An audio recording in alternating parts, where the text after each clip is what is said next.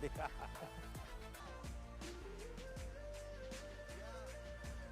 இந்த ஜடேஜா சாம்சன் ட்ரேடை பற்றி எமோஷனல் ஆங்கிள்லேருந்து நிறையாவே பார்த்துட்டோம். பட் அனலிட்டிக்கலாக ரெண்டு டீம்ஸ்க்கும் இது எந்த வகையில் அஃபெக்ட் பண்ணிருக்கு, முக்கியமாக சிஎஸ்கேக்கு எந்த மாதிரியான பாசிட்டிவ்ஸ் அண்ட் நெகட்டிவ் இந்த ட்ரேட்னால நடந்திருக்கு அப்படிங்கிறது இந்த வீடியோவில் பார்க்கலாம். ஃபர்ஸ்ட் கண்டிப்பாக நம்ம அட்ரஸ் பண்ணி ஆக வேண்டியது டிஸ்அட்வான்டேஜஸ். டெப்த் சிஎஸ்கே டீமில் நிறையாவே குறைஞ்சிருக்கு. அது ஏன்னா ஒரு பியூர் பேட்டருக்காக நம்ம ரெண்டு ஆல்ரவுண்டர்ஸ், அதாவது Jadeja and Sam Curran lose பண்ணியிருக்கோம். அண்ட் இப்போ நம்ம லைனப்பை பார்த்தோம் அப்படின்னா ருத்ராஜா இருக்கட்டும், மாத்ரேவா இருக்கட்டும், சாம்சன், அப்புறம் பவுலிங்லேயுமே கலீல் அஹ்மத், கம்போஜ், நூர் அஹ்மத், இவங்க எல்லாமே எதர் பேட்டிங் ஆர் பவுலிங் ஏதாவது ஒன்று தான் நல்லா பண்ணுறாங்க. ஒன் டைமென்ஷனல் பிளேயர்ஸாகவே நம்ம லைனப் ஃபுல்லாக இருக்காங்க. இதனால டெப்த்துங்கிறது கண்டிப்பாக குறையும். இம்பாக்ட் பிளேயர் ரூல் இருந்துமே 6th பவுலருக்கும் 8th பேட்டருக்கும் ரொம்ப கஷ்டப்பட்டுருக்காங்க சிஎஸ்கே. அண்ட் ஸோ இதனாலேயே ஆக்ஷன்லேயுமே சிஎஸ்கேவுடைய பாசிபிலிட்டிஸ் ரொம்பவே லிமிட்டட் ஆயிருக்கு. ஏன்னா ஜடேஜா ரிலீஸ் பண்ணதுக்கப்புறம் நிறைய ஹோல்ஸ் ஃப்ரீ அப் ஆயிருக்கு. ஒரு ஸ்பின்னரும் வேணும், அதே டைமில் லோவர் ஆர்டரில் பேட் பண்ணுற ஒரு பேட்டரும் வேணும். பட் இது எல்லாமே இந்தியன் ஆப்ஷனில் கிடைக்கிறதுங்கிறது ரொம்பவே கஷ்டம். அதுவும் ஜடேஜா மாதிரி குவாலிட்டியில் கிடைக்கிறது அப்படிங்கிறது அதை விட கஷ்டம். ஸோ ஆக்ஷனில் என்னதான் சிஎஸ்கேக்கு செகண்ட் பிக்கஸ்ட் ப்ரைஸ் இருந்தாலுமே பெருசாக எந்த விதத்துலேயும் எக்ஸ்ப்ளோர் பண்ண முடியாமல் அந்த ஜடேஜாவை ரீப்ளேஸ் பண்ணுங்கிற ஒரு ஸ்பாட்டுக்கு மட்டுமே ஃபுல் ஃபோக்கஸும் போகிறதுக்கு சான்ஸ் இருக்கு. ஜடேஜா போன 2 வருஷத்தில் அவருடைய பெர்ஃபார்மன்ஸ் கண்டிப்பாக டிக்ளைன் ஆயிருக்கு தான். பட் ஸ்டில் காம்பினேஷனை பொறுத்த வரைக்கும் ஜடேஜா இருந்தது ஒரு கீ ஃபேக்டரை ப்ளே பண்ணிச்சு.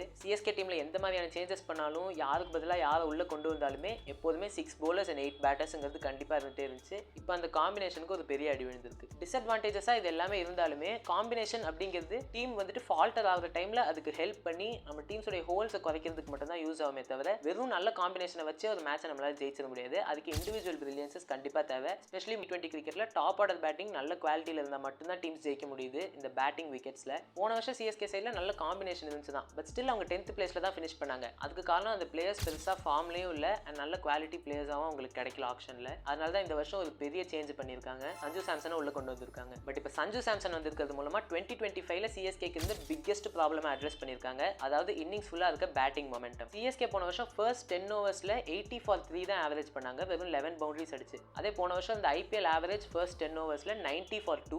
80 for 3லேருந்து 90 for 2க்கு பெரிய டிஃபரன்ஸ் ஒன்றும் இல்லையே அப்படின்னு உங்களுக்கு தோணலாம். பட் ஸ்டில் மேட்சஸை பார்க்குறப்பவே நமக்கு கிளியராக தெரிஞ்சிச்சு சிஎஸ்கேவுடைய பேட்டிங் எஸ்பெஷலி சேசஸில் காம்படிட்டிவாகவே இல்லை அப்படிங்கிறது. சேசஸ் ஸ்டார்ட் ஆனதுக்கப்புறமே டக்குன்னு 2-3 விக்கெட் விழுந்ததுக்கப்புறமே 7th or 8th ஓவரில் அவங்களுடைய ஸ்கோர் வரும் 40, 50, 60 இந்த ரேஞ்சில் தான் இருக்கும். ஹை சேசஸாக இருந்துச்சு அப்படின்னா அந்த ஸ்டேஜ்லேயே அவங்க நெட் ரன் ரேட்காக விளையாட ஆரம்பிச்சிருவாங்க. மேட்சஸ் வந்துட்டு மேக்ஸிமம் 10th ஓவர் வரைக்குமே சிஎஸ்கேவுடைய ஃபைட் நிலைச்சிருக்காது. அதுக்கப்புறமே தெரிஞ்சதும் சிஎஸ்கே இந்த மேட்சை தோக்க போகிறாங்க அப்படிங்கிறது. ஸோ கண்டிப்பாக சிஎஸ்கேவோட பேட்டிங் எஸ்பெஷலி இந்த ஃபர்ஸ்ட் 10 ஓவர்ஸில் ஒரு பெரிய இஷ்யூ இருந்துச்சு. இப்போ சஞ்சு சாம்சன் வந்தது மூலமாக இந்த ஃபர்ஸ்ட் 10 ஓவர்ஸில் இருக்க ப்ராப்ளம் ஓரளவு சார்ட்டடாக இருக்கும். போன வருஷமே இதுக்கு ஆயுஷ் மாத்ரே, டெவால் பிரெவிஸ் இப்படி நிறைய ஆப்ஷன்ஸை கொண்டு வந்து கொஞ்சம் கடைசியில் towards end of the season அதை மாற்றினாங்க. ஆர்சிபி சேஸாக இருக்கட்டும், கேகேஆர் சேஸாக இருக்கட்டும், சில சேஞ்சஸ் நமக்கு தெரிஞ்சு. அண்ட் இப்போ சஞ்சு சாம்சனும் வந்திருக்கிறது இன்னும் அதை பூஸ்ட் தான் பண்ணும். அடுத்த வருஷம் நல்ல பேட்டிங் பெர்ஃபார்மன்ஸஸ் கண்டிப்பாக எக்ஸ்பெக்ட் பண்ணலாம். அண்ட் இன்னொரு அட்வான்டேஜாக இருக்கிறது சிஎஸ்கேவுடைய பேட்டிங் லைனப் இன்னும் சாலிடாக இருக்குது. டாப் ஆர்டரில் இப்போ சஞ்சு சாம்சன் அண்ட் ருத்ராஜ் கெய்க்வாத்னு 2 பெரிய பிளேயர்ஸ் இருக்காங்க. ஃபர்ஸ்ட் 10 ஓவர்ஸில் சிஎஸ்கேக்கு ஒரு 3 or 4 விக்கெட்ஸ் போன வருஷம் நிறைய வாட்டி லூஸ் பண்ணாங்க.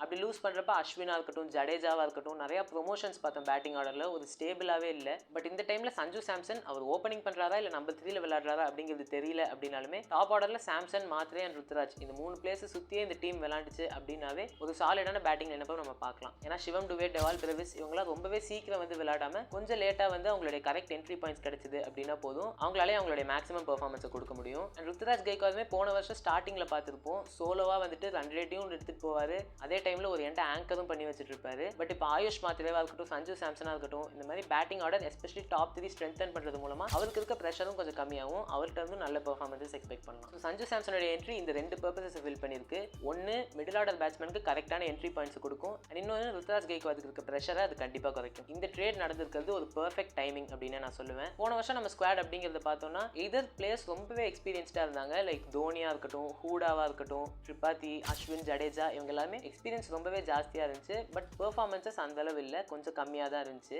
அதே டைமில் நல்லா பெர்ஃபார்ம் பண்ணிட்டு இருந்த நிறைய பிளேயர்ஸ் பார்த்தோம்னா ரொம்பவே யங் பிளேயர்ஸாக இருந்தாங்க. அவங்களுக்கு அந்த அளவு எக்ஸ்பீரியன்ஸ் இல்லை மேட்சஸை கொண்டு போய் ஃபினிஷ் பண்ணுறதுக்கு. எக்ஸாம்பிளுக்கு டெவால் பிரெவிஸாக இருக்கட்டும், நூர் அஹ்மதாக இருக்கட்டும், மத்தீஷா பத்திரானா, அன்ஷுல் கம்போஜ் இந்த மாதிரி நிறைய பிளேயர்ஸ் இருந்தாங்க. பட் இப்போ சிஎஸ்கே காம்படிட்டிவாக ஆகணும் அப்படின்னா நிறைய பிளேயர்ஸ் அவங்க பிரைமில் இருக்க பிளேயர்ஸ் தேவை, எஸ்பெஷலி பேட்டிங் லைனப்பில். ஸோ இப்போ சிஎஸ்கேக்கு ஒரு perfect mix of potential and experience கண்டிப்பாக தேவைப்படுது. இதுக்கு முன்னாடி இந்த பேட்டிங் லைனப்பில் அது ருத்ராஜ் கெய்க்வாத் மட்டும் தான் கண்டிப்பாக இருந்துச்சு. டு சர்டன் எக்ஸ்டென்ட் சிவம் டுபே கிட்ட கூட இருந்துச்சு. ஏன்னா இப்போ சஞ்சு சாம்சன் வந்துட்டு அடுத்த 2 IPL சைக்கிள்ஸில் கண்டிப்பாக விளையாட முடியும். நெக்ஸ்ட் 6 or 7 இயர்ஸில் சிஎஸ்கேக்கு நல்ல பெர்ஃபார்மன்ஸஸ் அவர்கிட்ட இருந்து கண்டிப்பாக நம்ம எக்ஸ்பெக்ட் பண்ணலாம். ஸோ பொட்டன்ஷியல் அண்ட் எக்ஸ்பீரியன்ஸ் ரெண்டுமே ஒரு பெர்ஃபெக்ட் மிக்ஸாக இருக்கிறது சஞ்சு சாம்சனுக்கும் இருக்குது. ஸோ இந்த லைனப்பில் அவருடைய அடிஷன் ரொம்பவே நல்ல விஷயம். அண்ட் இன்னொரு விஷயம், இந்த டைமிங் ஏன் பர்ஃபெக்டாக இருக்குது அப்படின்னா, தோனி இன்னும் ஃபியூ சீசன்ஸில் ரிட்டையர் ஆகிடுவார். அந்த டைமில் அவருடைய விக்கெட் கீப்பிங் ஸ்பாட் கண்டிப்பாக ஃப்ரீயாக இருக்கும். எந்த ஒரு விக்கெட் கீப்பர் வேணால் வந்து விளாட்லாம் தான். பட் ஸ்டில் 14 கேம்ஸுமே கண்டிப்பாக பிளேயிங் லெவனில் இருக்கக்கூடிய ஒரு விக்கெட் கீப்பர் வந்தால் பெரிய அட்வான்டேஜாக இருக்கும். அது சஞ்சு சாம்சன் ஃபில் பண்ணிடுறாரு. ஸோ அதனாலையுமே இது ஒரு பர்ஃபெக்ட் டைமிங்கில் நடந்திருக்க ட்ரேட் அப்படின்னு நான் சொல்லுவேன். அண்ட் இந்த ட்ரேடில் இன்வால்வ் ஆயிருக்க 3 பிளேயர்ஸுக்குமே இது ஒரு பாசிட்டிவான விஷயமா தான் பார்க்குறேன். ஏன்னா சஞ்சு சாம்சனுமே சிஎஸ்கேக்கு விளையாட வந்திருக்காரு. அவர் ரொம்ப நாளாகவே சிஎஸ்கேக்கு விளையாடணுங்கிற இன்ட்ரெஸ்ட்டை வந்துட்டு ஓப்பனாகவே சொல்லியிருக்காரு. அண்ட் அதே மாதிரி ரவீந்திர ஜடேஜாவுமே ராஜஸ்தான் ராயல்ஸ் போயிட்டு அவருக்கு இப்போ ஒரு கேப்டன்சி ஸ்பாட் கிடைக்கிறது கூட வாய்ப்பு இருக்கு. சாம் கரனுக்குமே சிஎஸ்கேல இருந்ததோட